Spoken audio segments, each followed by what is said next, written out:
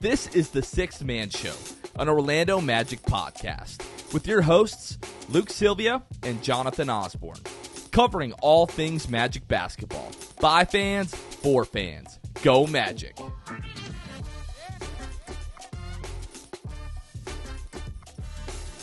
What's going on, Orlando Magic fans? You guys are back with the Sixth Man Show. Today is March 2nd, 2023.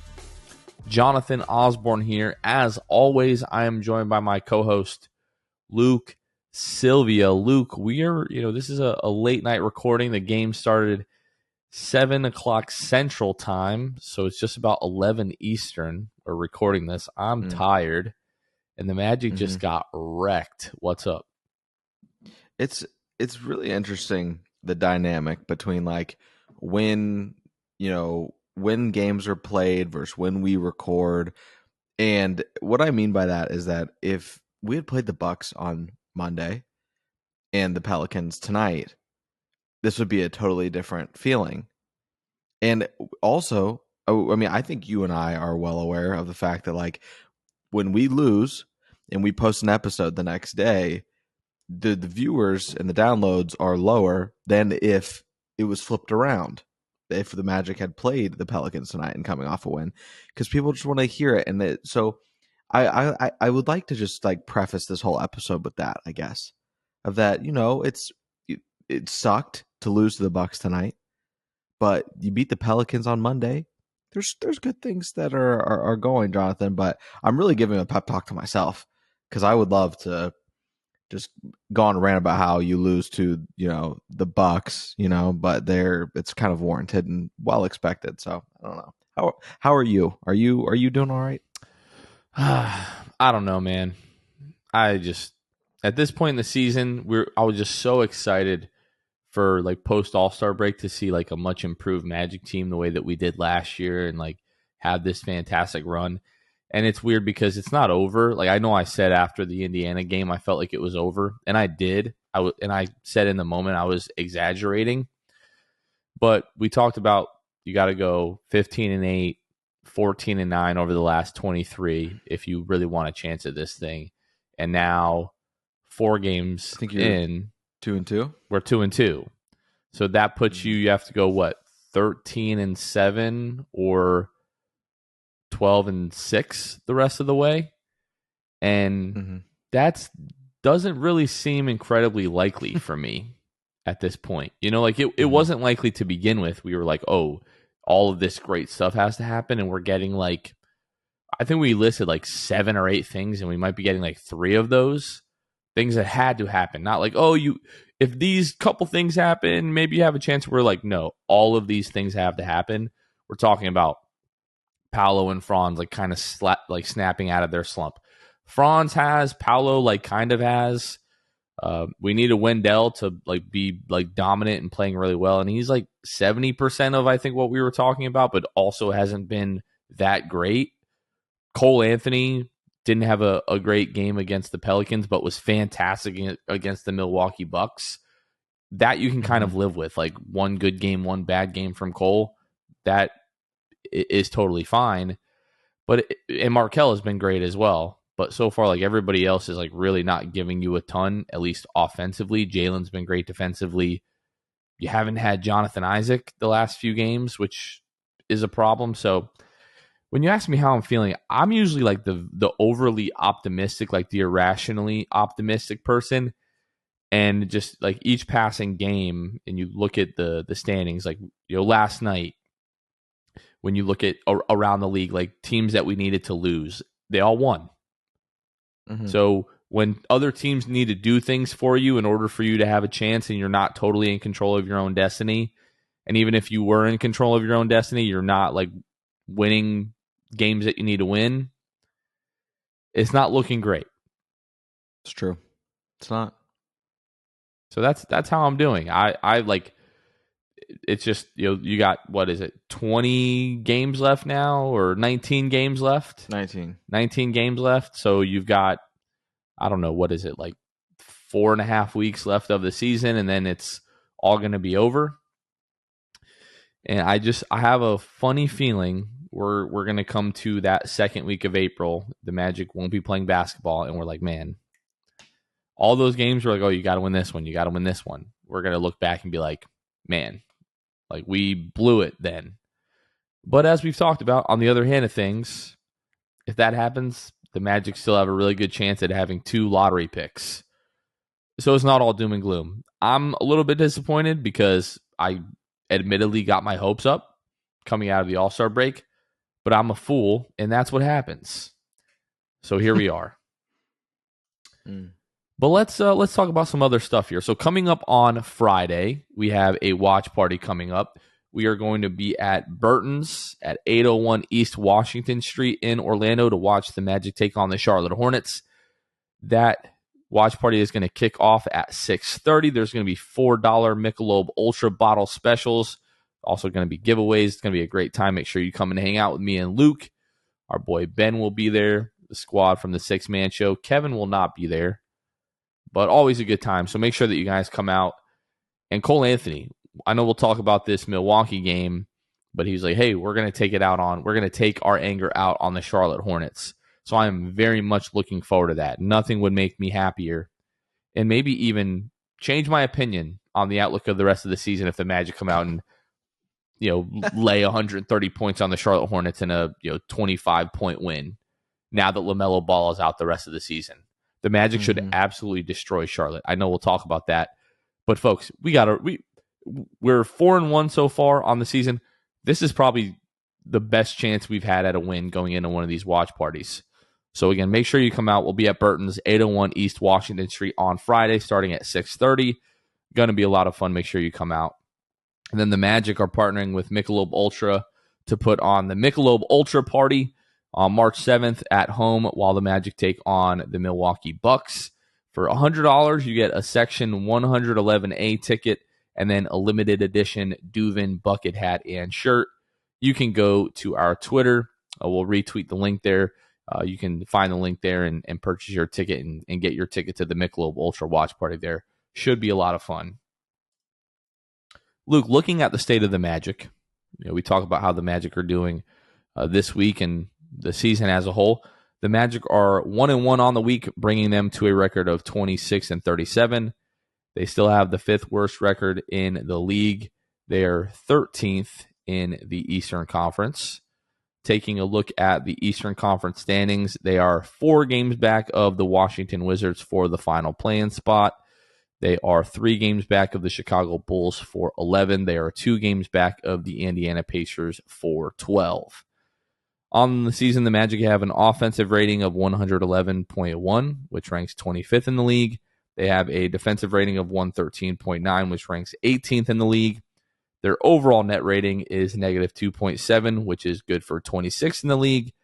However, Luke, the last 15 games, the Magic are 8th in defensive rating. If I told you the Magic were 8th in defensive rating over a 15-game stretch without looking, Luke, what would you guess their record is?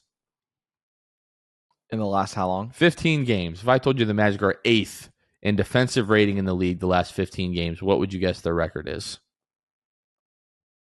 I would guess the record is pretty great in the last 15 games, Jonathan. If they're 8th.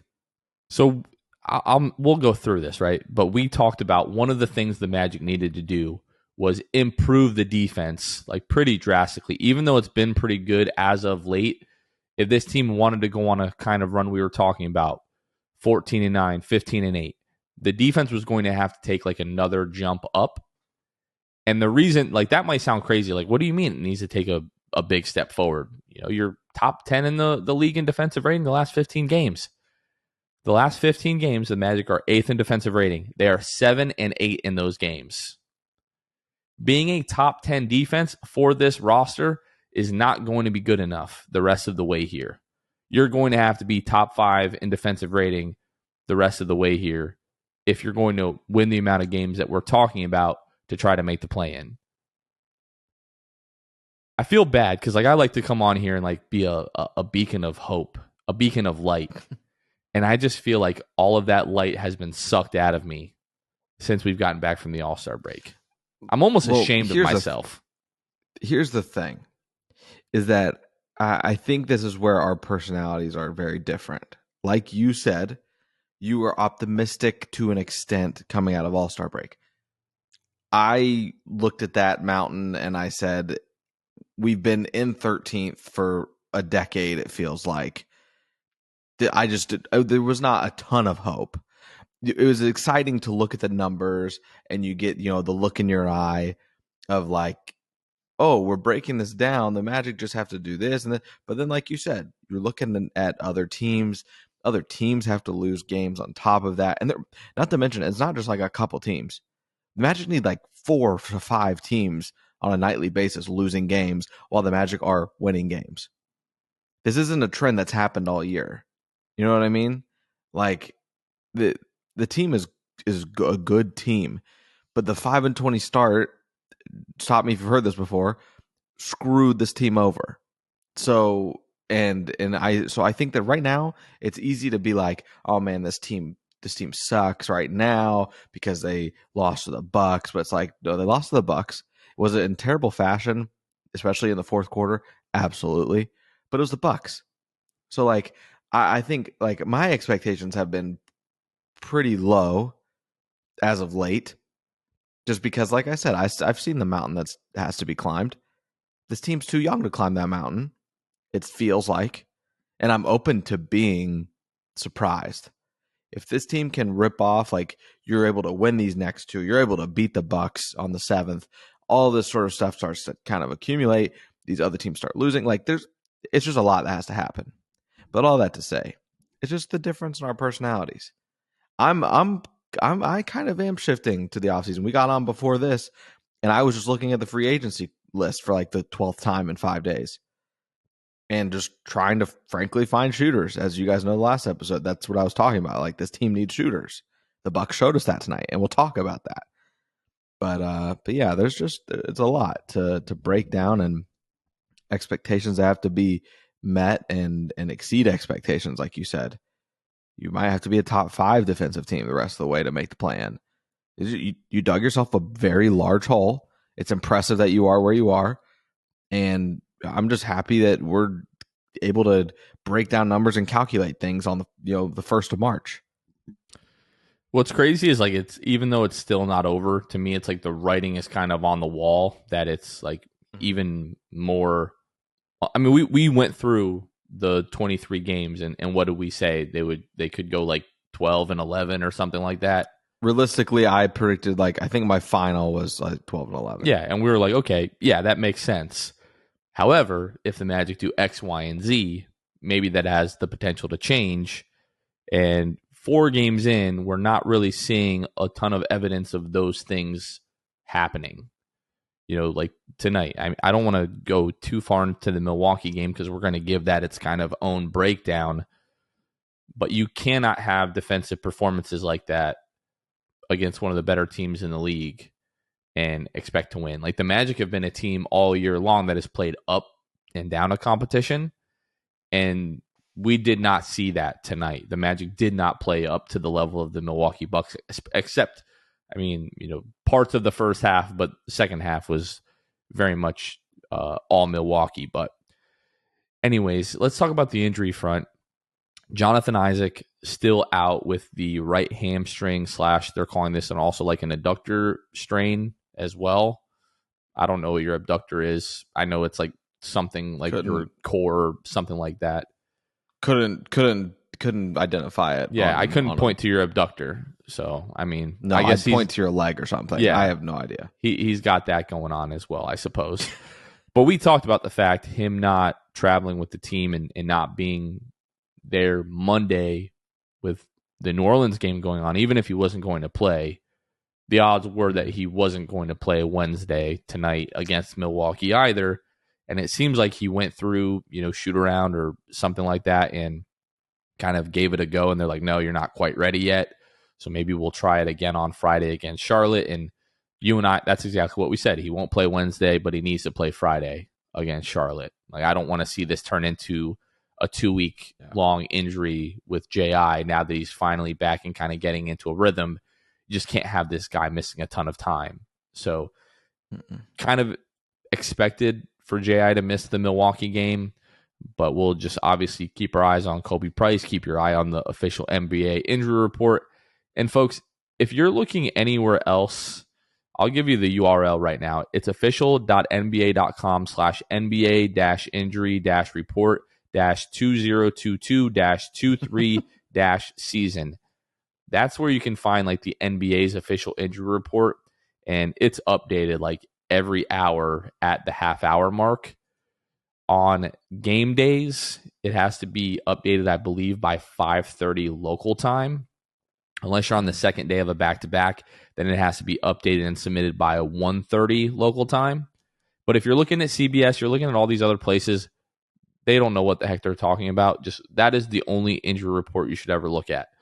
So we'll keep an eye on that, see what happens with Jonathan Isaac on Friday. It seemed like he was trying to give it a go tonight, so my expectation would be that he would play Friday. If not, of course, we'll talk about that on Sunday or Monday's podcast, rather. Before we get into the recap of the Pelicans game and the Milwaukee game, we want to give a quick shout out to the folks that help financially support the podcast. So if you haven't heard, we do have a Patreon channel. You can find us at patreon.com/the6man-show. We have a big change to the Patreon this week, Luke. Our boy, Drew Gooden, best friend of the show, Drew Gooden, he jumped from the All-Star to Hall of Fame tier. And not only did he go from All-Star to Hall of Fame, he went the annual. He's like, you know what? These guys are awesome. He told us, he said, you are now contractually obligated to release content for at least the next year now that I've paid for this. So a big shout out to our buddy, Drew. We need to get Drew back on the pod soon. Talk about this just wonderful, fantastic roller coaster of a season. But not only do we shout out the folks that, upgrade or are brand new patrons, we shout out our Hall of Fame and elite tier patrons every episode. So I'll start with the Court Cousins and then Drew Gooden. Drew Gooden, now a Hall of Fame tier patron. What a way to start off the Patreon list. Court Cousins and Drew Gooden, doesn't get any better than that. And then we got our boy Armin, Carson Tulo, Normal, Magic Player History, Julio, Gabe Gaines, Wiffle, Michael Martin, Jamel Miller, Michael Salapong, The Distract, Donkey Punch, Dave. It's not OKK to say Okiki, Pierre A, Mig Zors, Nostalgia, and M&M's. Dylan Holden, Mr. Mikey, Lil Penny, Eduardo Sanchez, Drum, Danimal, Duddo 15, Bobby Skinner, Goody 93, Teddy Sylvia, Eric Lopez, Fuchsia, Juan Geraldo, Bill Fulton, Edmund Lagone, Hosea Squealin, Destined for Greatness, Kayla Pete, Cannibalism, Time Mr. TV, Joe Rothfuss, ESPN Really Sucks, Gear 95 Shred, Junior Bruce, Half Rican, Shahin 177, Bobby the Don, Himlo Ban Himro, RM Prov 221, Ray Pastrana, Magic Kid 714, Let's Spank Don't Tank, Soft Taco, Jesse, Phantom Wolf 72, Irish Magic Mike, Austin Lampy, Random Hustle, Bull, his first name is his last name. Again, you can find us at patreon.com/the6man-show. I want to give a quick shout out, Luke, to our boy Tyron, who I believe him and his lovely lady flew from Vegas to Orlando for a couple of games. I met him at the Indiana Pacers game. He's always commenting on all of our stuff and on Twitter, on YouTube. So I want to give him a quick shout out. It was really, really nice meeting you, bro. And although the Magic didn't get a win that night, I hope you had a good time. Luke, the win on Monday against the New Orleans Pelicans, 101-93. I almost just want to fast forward to the last, I think it was like 3 minutes and 50 seconds of this game. Paolo Banchero just putting the team on his back, needing buckets down the stretch. 3 huge pull-up jumpers, 3 of 3 in the final minutes there to boost the Magic to the win, Luke. Wasn't the entire story, but for me, again, after the loss on Saturday to the Pacers, it was the reminder that I needed that, hey, this season isn't about this season. This season is about the next 10 years of Magic basketball, and it kind of gave me that little bit of refresh perspective. So as I might sound down on this episode about this team, I'm still encouraged because the future of this team is incredibly bright, and this draft is also going to have big implications as well. Yeah, man. I mean, you you look at Paolo down the stretch there, like you mentioned. I think you had put that you had put something out there, probably on Twitter, and said something like, "This is going to be the stuff that I'm watching during the off season. I'm just going to be watching this on repeat. This down the stretch with Paolo." just doing what he wanted. And it was obviously Paolo's a young player, but for him to display the stretch that he did, despite his inefficiencies as of late, the splits aren't great, but really, as a rookie, your counting numbers mean something. Those counting stats and also the way that you played down the stretch. And while he hasn't been awesome even down the stretch this year, this was a game that shifted perspective and showed you what is a possibility. Because after all, that's what the rookie year is about, showing you the potential, showing you the what could be. And this is what could be.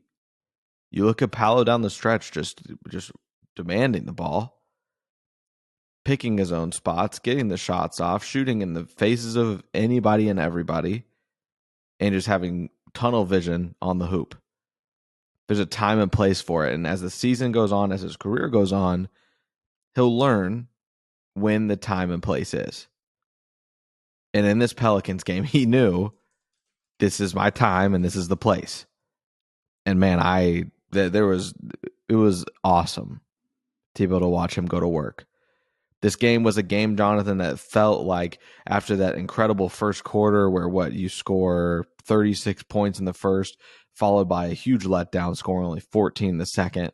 You see your lead get washed away. And then it's neck and neck most of the way down the stretch.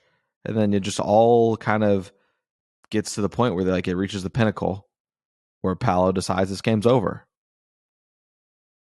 It was a masterpiece, to say the least. Incredible. In the moment, you're like, wow, this is definitely one of Paolo Banchero's best games of the year. Basketball Reference uses this statistic that they call game score, which was created by John Hollinger. It gives you a rough idea of a player's productivity for a single game. And the game against New Orleans ranked third in game score for Paolo for the entire season. Number one was the 33-point performance, 33.16 rebounds against the Sacramento Kings, the third week of the season.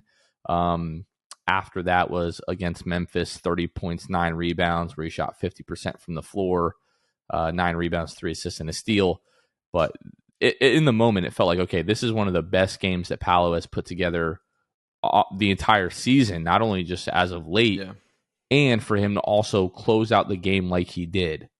Like the last time that we had a guy like this that you could consistently rely upon to go out and close out games was Tracy McGrady. Almost 20 years ago now. It has literally been that long.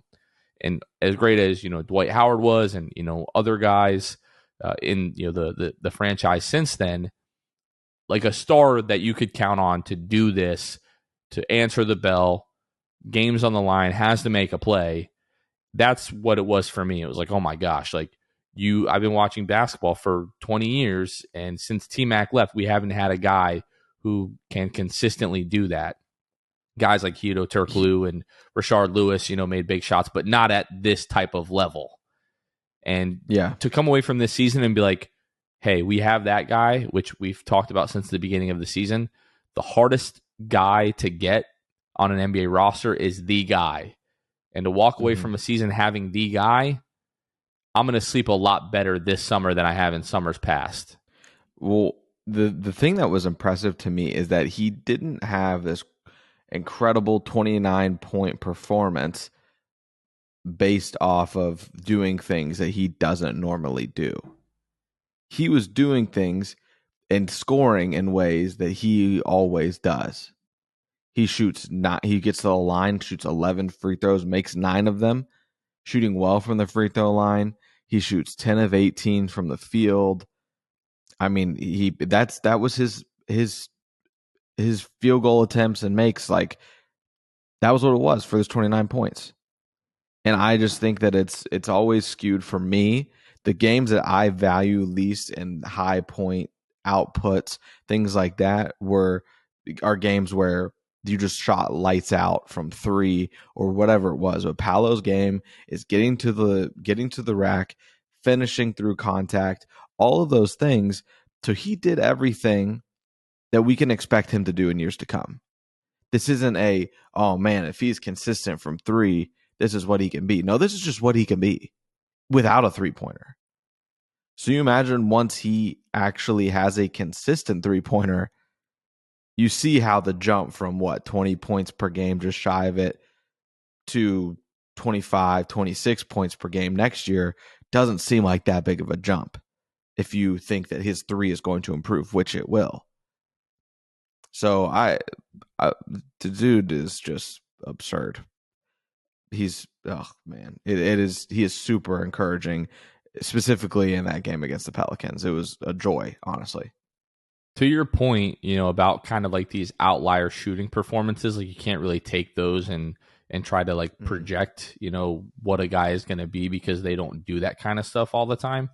Paolo really only has like one outlier shooting performance on the year. It was December 18th, the second, when we had that weekend in Boston. It was that second game where he shoots 6 of 7 from behind the arc. Like the rest of his like good shooting performances on the year, like 2 for 3, 3 for 5, 2 for 4, 3 for 6, 4 for 9. Like he hasn't really had those kind of like outlier shooting performances. Yeah. So it's just like, okay, what he's doing is we can replicate this. We can continue to build on this. And as he improves, as the roster around him improves, the sky is just the limit. So the result against the Pelicans, especially, after the loss to Indiana, like you really needed to win this game and you wanted to see the Magic respond in a positive fashion. But as big as the win was, I just walked away from that game like Paolo Banchero is going to be a superstar. Like Paolo Banchero, I believe, is going to be a top 5 player in this league. And that's kind of nice to be able to say about a guy that plays for your team. Mm-hmm. Yeah. So, folks, I hope on Tuesday, after the Magic victory, you took advantage of the Papa John's code MAGICWIN. The day after every Magic victory, you get 50% off your online order from Papa John's with code MAGICWIN. So, folks, as those wins continue to rack up the rest of the way here, make sure you're cashing in on your Papa John's the next day. Speaking of cashing in, the Magic are at 26 wins, and Vegas had the under-over win total for the Magic before the year started at 26.5, which I took, by the way. So the Magic just need to win one game out of their last 19 for that to cash. And barring anything crazy happening, Paolo Banchero is going to run away with Rookie of the Year. That's 2 bets that are cashing, baby. Future bets like that, I never, ever, ever win. You have a great chance of cashing at the watch party. That would be sick. Walk out with some money in your pocket. Incredible. Man, that'll be a lot of fun to be able to do that, because I went on a podcast on part of the Blue Wire family, Veterans Minimum. We did like an NBA futures thing, and I told everybody to just smash the over. Just, it feels good. Like you said, it is honestly hard to cash on future bets on those futures. Feels great, especially when it's your team. Not much better. You know what's funny? Like, I know obviously the team, it seemed, because of the 5-20 start, it seems like the team is going to fall just shy of like what our expectations were, but not really. Like, we were like, oh, they can make the play-in. Yeah. That was not knowing Markelle was going to miss a ton of time. Jalen Suggs was going to miss a ton of time. Gary Harris was going to miss, like the first 20 games.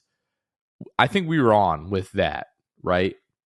But when we were telling people like, oh, like this is a lock. Like, we shouldn't even be discussing whether or not you should take the over. Some people are like, oh, I don't know about this. And it's like, man, like, it was obvious. Like, we literally have been calling this since August.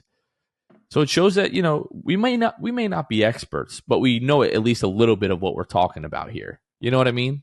Right. Like, we spend I know. hours and hours and hours doing this every week, and we're like, hey, guess what? Sometimes we know what the heck we're talking about. Yeah. So yeah. Hey, listen. Here's the last thing that I'll say about that. All right, we've done this a lot this year. We've done the whole like take away the 5-20 start. Here's the last 38 games which is when the Magic. Really, I should do last 37, I guess, because that lost to the Bucks, and then I think, or no. So that is starting with that win with the win streak.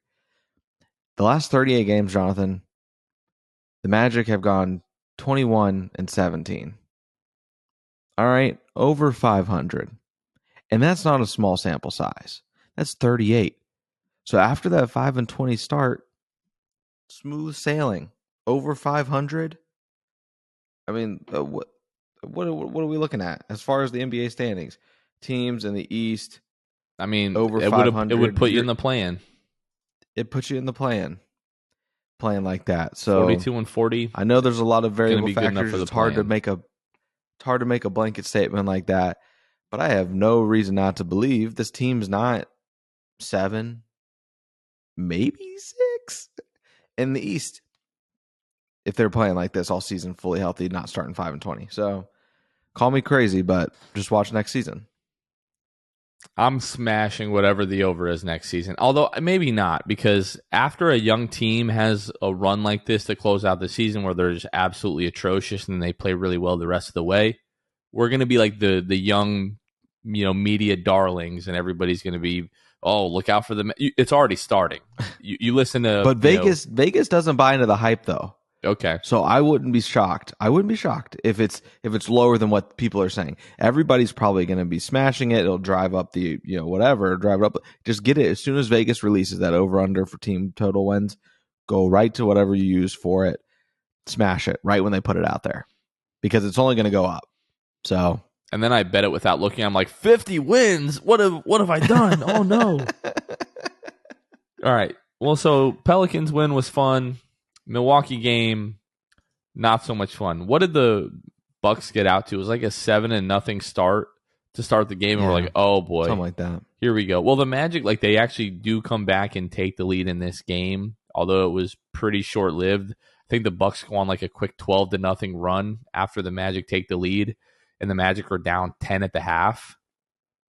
Mm-hmm. And you're looking at the Bucks, they're shooting I think it was 60%.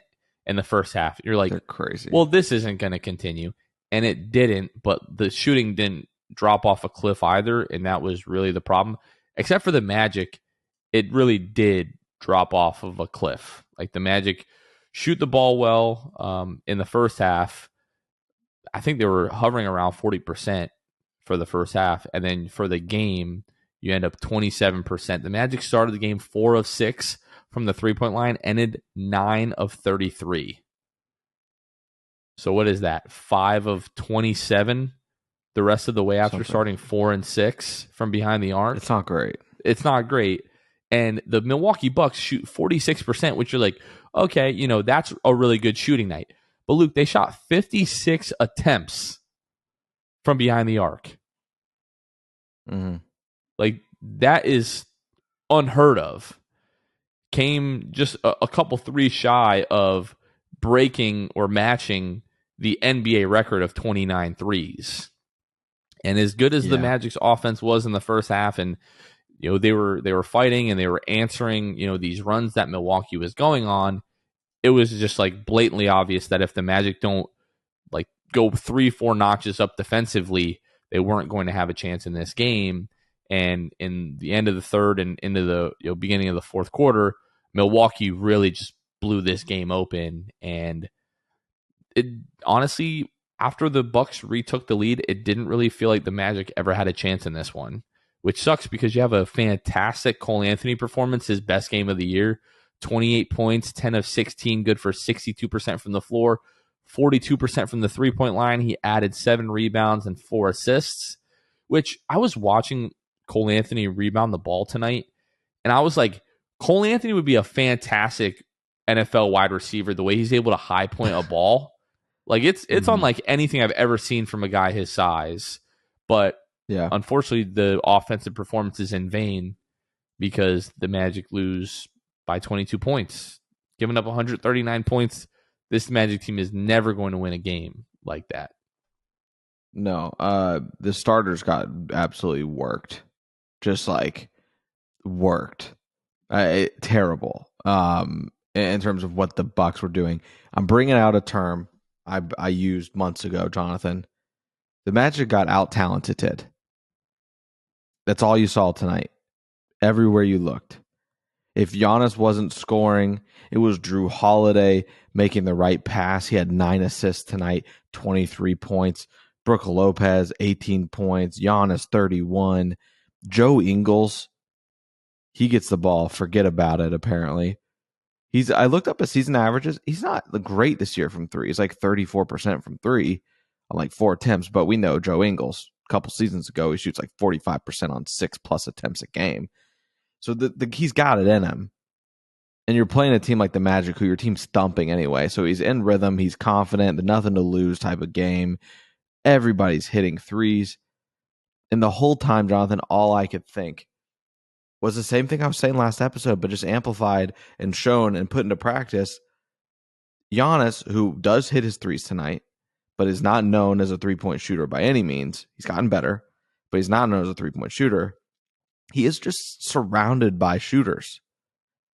Guys that, even if their percentages don't show it particularly, but you know that they can hit the three ball. Pat Connaughton, Grayson Allen, Brook Lopez, Jay Crowder is capable of hitting threes. He had one from the corner tonight. Joe Ingles, as I said. And then you see the dude that hits AJ Green hits 4 threes tonight out of Northern Iowa. They just have surrounded him so well with just shooters because Giannis demands so much attention. And it did remind me of what Paolo would be able to do if he had a team of just straight shooters. Him and Franz having a team of just shooters, being able to penetrate and pitch, not have to worry about, is this guy going to hit the three?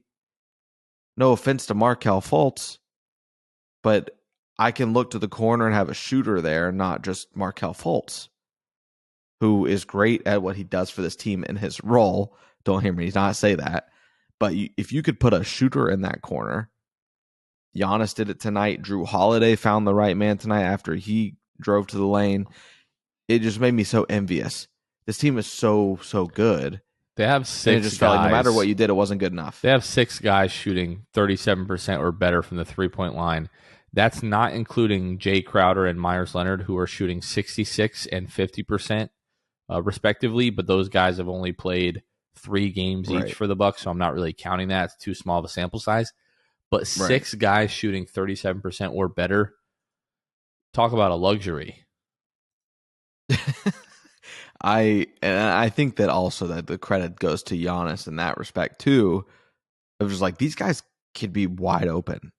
You look and they're like, wow, Giannis has 3 guys on him in the paint. He passes out to a wide open shooter. And this guy's already a capable 3-point shooter, but now he's just wide open. Joe Ingles, also, there was one specific shot. I don't remember who it was on. Hand in his face, Joe Ingles just gets it, locks, loads. Doesn't even think about it. No hesitation. It's like the defender wasn't even there, and he hits a 3 from the corner. It just, their team and the depth that they have, the ability to shoot the 3 ball. It didn't matter if you beat the Bucks in the non-Giannis minutes, because when Giannis comes in, he's making up for it like that. I guess we shouldn't complain about the Bucks having 6 guys that shoot, 37% or better from the 3-point line. When you count Franz Wagner, who's shooting 36.9, the Magic have 1, 2, 3, 4, 5, 6, 7 guys shooting 37% or better from the 3-point line. Oh, wait. 4 of those guys, we either traded away or don't play. Mo Bamba, Kevon Harris, Caleb Houston, Terrence Ross, Mo Bamba. I know these are moves that had to be made, but I didn't even want to argue with people when they were like, "Oh, I'm so glad we traded our best shooters away." Because I'm like, well, technically you did.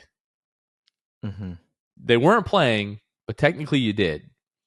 Caleb Houston is the guy to me who just get this kid more minutes, please. Get him in lineups with Paolo and Franz somehow.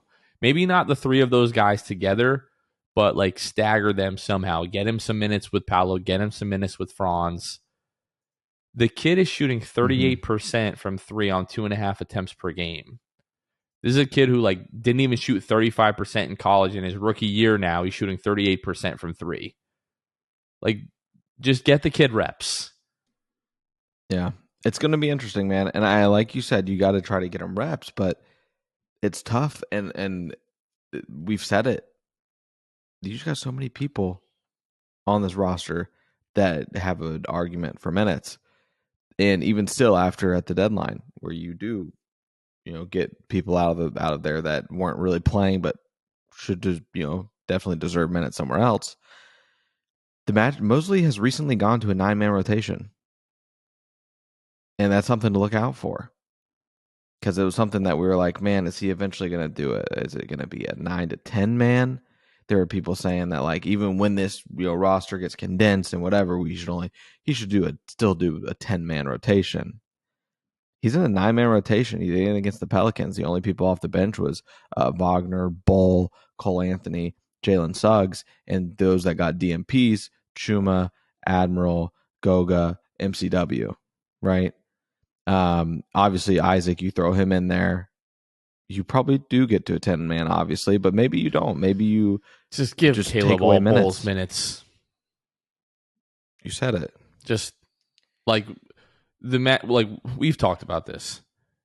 It's not likely the Magic are going to jump up to the play-in, and it's virtually impossible for them to drop lower than where they are now.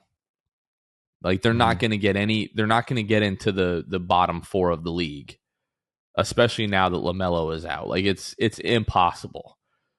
If the Magic don't make up a lot of ground like really quickly, like I'm giving it 4 or 5 more games.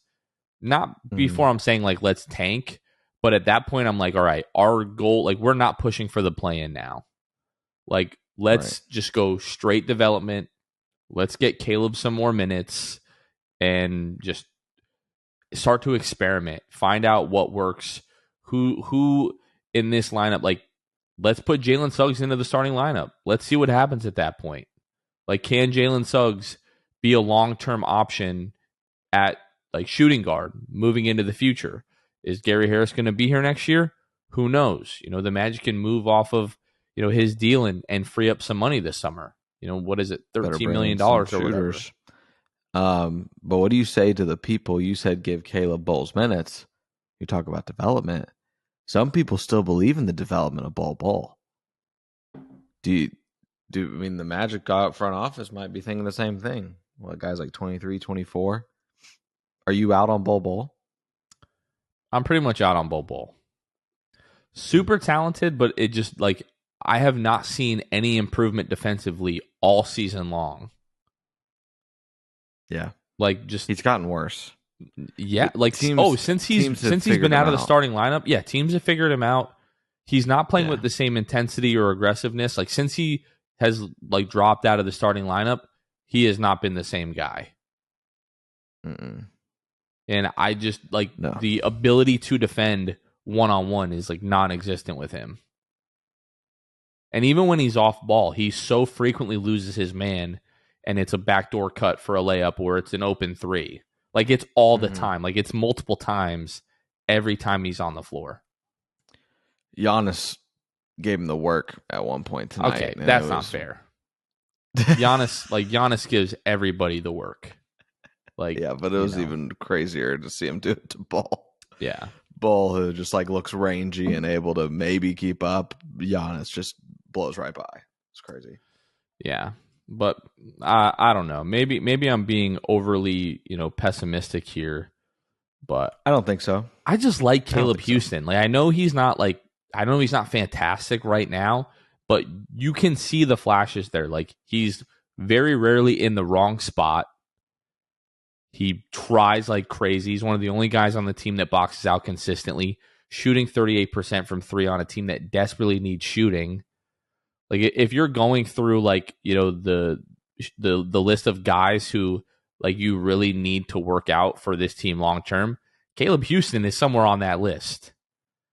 If Caleb Houston, can be our version of, like a Joe Harris, Seth Curry, a little bit taller and can defend a little bit better, that is a home run of a second round find by Jeff Weltman and John Hammond. I can't wait to watch him in Summer League. He's going to be fun. We'll see. We'll see what the 3-point shot's like in Summer League.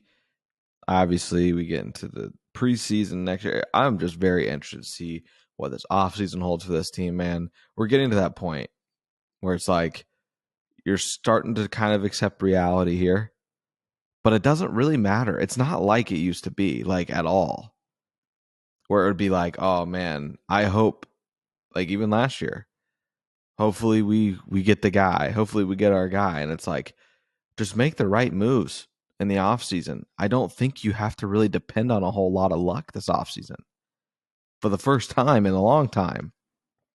I don't know if you get a lot of luck this summer, man. Okay, but you're not relying on it. If you don't get those picks, though, you're not going to be out like on the Magic or just down as a Magic fan. Yeah, it's not going to be, missing Luka Doncic by one pick. Like, it's not going to feel like that. No, it can't, because you talked about it. You got the Paolo and the guy that you think is going to be a top 5 NBA player one day. You got Franz you're pairing him with. Just build them a supporting cast this offseason. That is all I'm asking you to do. But we'll see. It'll be a lot of fun, though. 2 games remaining on the week, Luke. We've got Charlotte on Friday.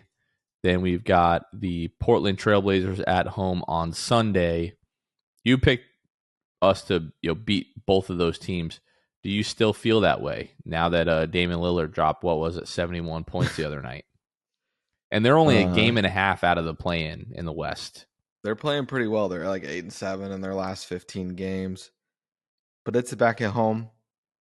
We don't hate playing at home. We like playing at home. I'm gonna say, yeah, you absolutely beat Charlotte on Friday. Hopefully the team doesn't have any surprises for me and drop that one. But you gotta win Friday's game.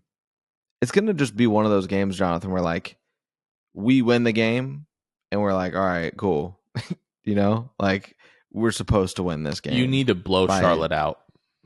You have to. You don't like a 5-point win, 7-point win is not good enough. Like you need to win this game by like 15 plus. Yeah. Only way that I'm cool with like a 5 or 7-point win is if you're holding Charlotte under 100. Or if you're up by 25 early in the fourth quarter and you just pull everybody. Yeah. But so I'm gonna say you win both. I'm sticking to my prediction. I think you win both. I really hope so. I don't know. You need to, because you have the Bucks next week. You need to do a lot of things if you're the Magic, and here we are. If you're gonna go on a run, you got to do it now. You cannot waste any time. Like you need to. It's the last possible window. Yeah, like you need to rattle off like 5-6 straight wins now. Like to at least to make it interesting. Like going on a 5-6 game win streak right now. I mean, it puts you over Indiana probably. Does it vault you over Chicago? Probably not. At that point, you'd probably be like a game and a half back of Chicago. And probably at that point, like 2 games back of 10. Like we talked about it like before the post All-Star break started. Like you needed to have another stretch where you win, 6 games in a row. Mm-hmm. Or like multiple 4-game winning streaks. Magic, if you're going to go on a run, do it now. Do not wait. Please. Don't wait. All right, Luke, I think that's going to do it for us. Yeah. All right, folks, that is going to do it for this episode. Hopefully, I don't know, you found some hope somewhere in this episode, because I'm not feeling the hope right now if I'm being short-term hope. No, not a lot of short-term hope. Tons and tons, all of the long-term hope I still have. But that is going to do it for us. For Luke Sylvia, this has been Jonathan Osborne. You guys are listening to The Sixth Man Show, and we will catch you guys next time. See ya. Thanks for listening to The Sixth Man Show. Be sure to subscribe on iTunes and Spotify to get new episodes downloaded directly to your phone. If you enjoyed the show, please take a minute to give us a 5-star rating and a review. It helps out the show a lot. Follow us on Twitter, Instagram, and Facebook at Sixth Man Show. We'll catch you guys next time. Go Magic!